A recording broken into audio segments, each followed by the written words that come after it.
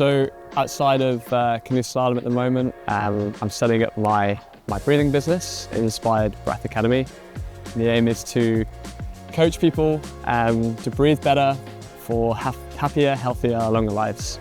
My journey into my yoga practice and my breathing, the impact that's had on my sport has been amazing. I guess not only has it given me like a second outlet, which I find really useful to help deal with the pressure of competition, but also I'm actually learning so much from it that is improving my performance too. So yeah, it's like win-win for me. So my journey with breathwork and yoga actually started 2017. I had a shoulder injury, and it was the kind of injury where we couldn't really figure out what was wrong, but I was waking up in the morning and just in agony. It was strange because some days I could actually paddle white water, but I couldn't put a t-shirt on over my head, like it was that bad. Eventually I had a physio suggest that maybe I was breathing too much from my upper chest, and I told my mum that, and she suggested that I tried her yoga class. Now, you know, as an athlete, someone who lifts weights, paddles white water every day, to go to yoga class was kind of a bit out of my comfort zone.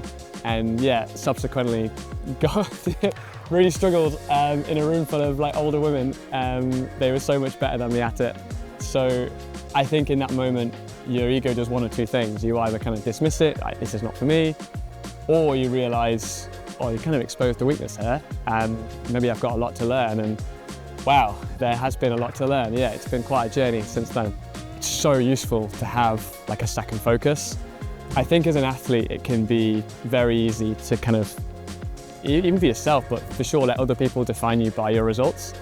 And yeah, that can be quite tough, particularly if things aren't going your way. So I always think it's really useful to have like another thing on the side. And I think you can probably do two things well. There's definitely a balance, you know, maybe not three. So yeah, it's getting that right is a skill as well. But yeah, I think we've found the right balance.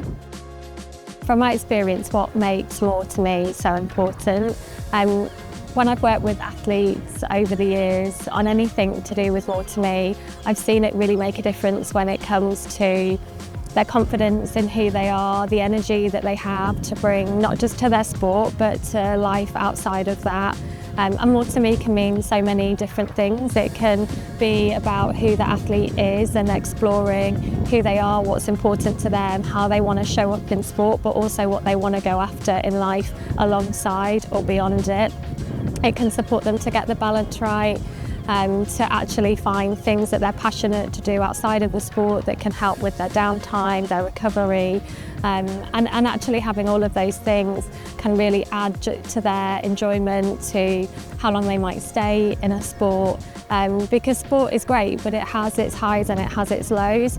More to me is important to me because, you know, I have been that athlete where it was just sport, and I've lived that, and I've had the injury and then realised, you know, you have your whole identity taken away from you and you don't even know where you are. So once I started to invest a bit more in myself and in my personal development, you know, I can take those knocks now, and yeah, I find it really beneficial. I think if you're an athlete and you've got a passion outside of sport that you're thinking about pursuing, like just go for it.